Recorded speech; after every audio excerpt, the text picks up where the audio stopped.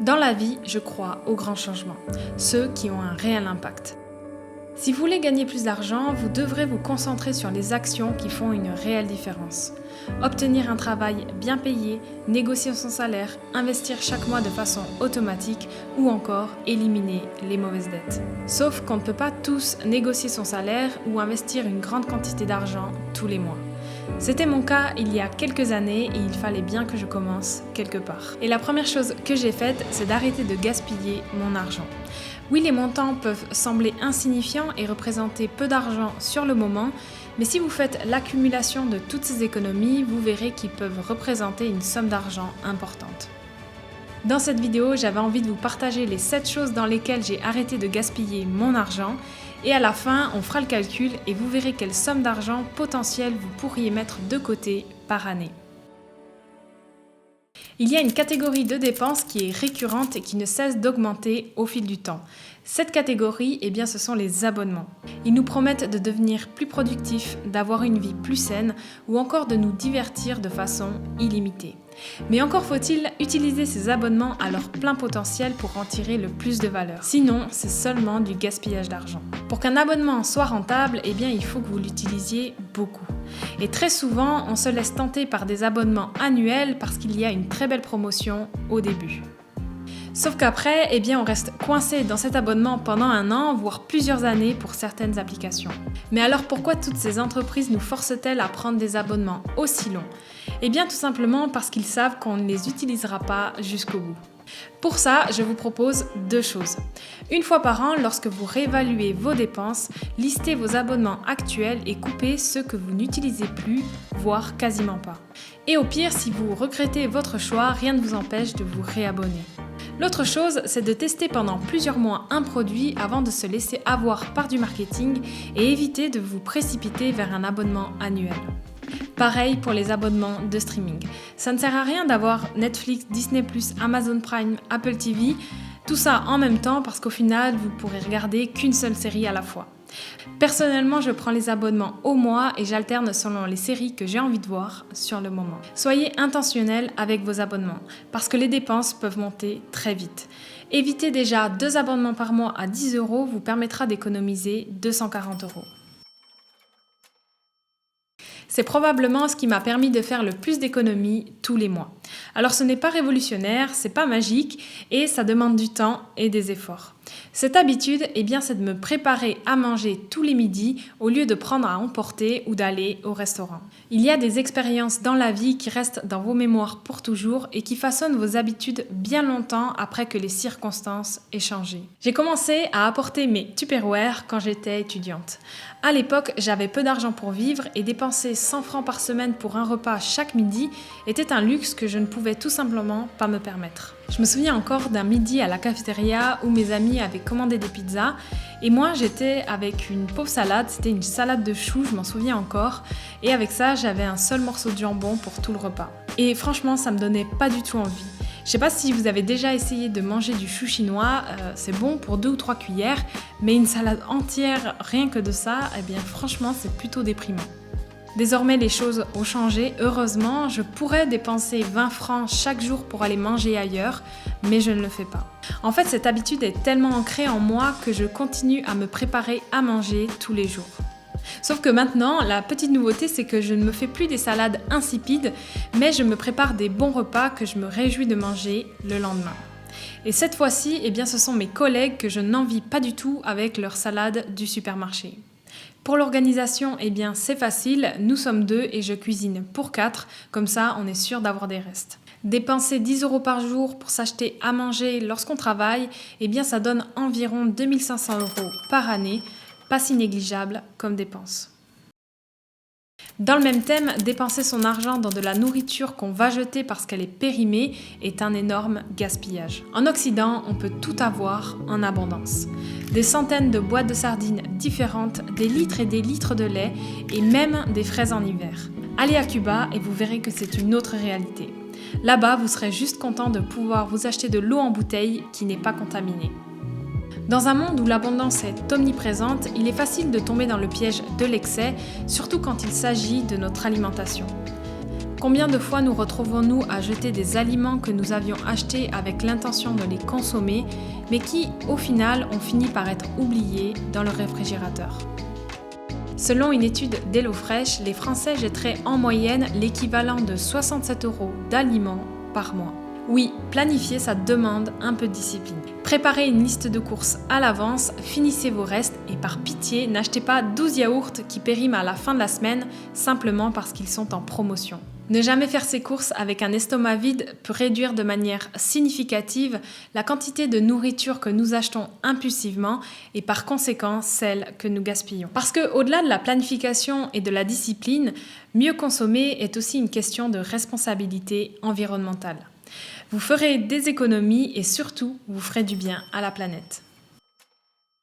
Quand on cherche à économiser, il est facile de se laisser séduire par des super promotions trop belles pour être ignorées. Pourquoi dépenser 200 € pour des chaussures de randonnée alors que vous pourriez en acheter une paire pour 15 € sur Internet ? Il en va de même pour les jeans à 20 € qui s'usent au niveau des cuisses ou les t-shirts à 5 € qui se déforment après 2 lavages. La mode éphémère, représentée par des plateformes comme Temu ou Shein, incarne cette culture de surconsommation impulsive où l'acte d'achat est complètement déconnecté de la valeur réelle des objets. Les objets que nous choisissons d'intégrer dans notre vie doivent être un reflet de nos valeurs et pas seulement de nos envies du moment. Et en choisissant de me concentrer sur des achats moins fréquents mais de meilleure qualité, j'ai non seulement vu une amélioration dans la qualité de ce que je possède, mais j'évite aussi de devoir racheter chaque année les mêmes produits. Qui n'a jamais rêvé de gagner au loto ? Acheter un ticket de loterie, c'est acheter du rêve le temps de quelques minutes.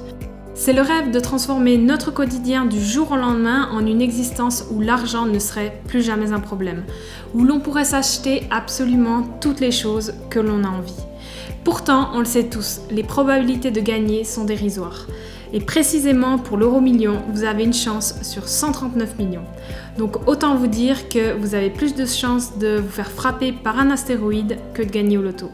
De ce point de vue-là, on serait tous d'accord pour dire que c'est de l'argent jeté par les fenêtres. De plus, dans la majorité des cas, gagner à la loterie est en fait une malédiction plutôt qu'une bénédiction. Un bon nombre de gens qui ont gagné des millions à la loterie ont fait faillite en seulement quelques années parce qu'ils ne savent pas gérer une somme d'argent aussi importante. La grille coûte 2,50 €, donc imaginez la somme si vous en achetez plusieurs fois par semaine. Alors certes, en investissant votre argent, les résultats ne sont peut-être pas instantanés, mais ils sont bien réels et ils augmentent chaque année. Les frais peuvent grignoter vos économies sans que vous le remarquiez. Qu'il s'agisse de frais de retard pour une facture impayée, des frais pris par votre gestionnaire de patrimoine, des frais liés au distributeur ou encore des frais de transaction à l'étranger, tous ces frais sont de l'argent perdu inutilement. Tout le monde essaie de vous prendre quelques pourcents par-ci par-là et ça peut très vite monter la facture. Mais la bonne nouvelle, c'est qu'on peut éviter ou minimiser ces pertes en étant vigilant. Prenons d'abord les frais de retard. Pour éviter ça, automatisez vos paiements. Assurez-vous que vos factures soient payées à temps et ne les laissez pas traîner dans un tiroir pour les payer plus tard. Ce serait bête de finir aux poursuites et de ne plus obtenir un prêt bancaire simplement pour un manque d'organisation. Quant aux frais de transaction à l'étranger, ils représentent généralement un pourcentage du montant de la transaction et peuvent s'accumuler rapidement. Prenez une banque en ligne et vous n'aurez plus à vous soucier de ces frais quand vous paierez par carte bancaire. Ensuite, il y a les frais d'investissement.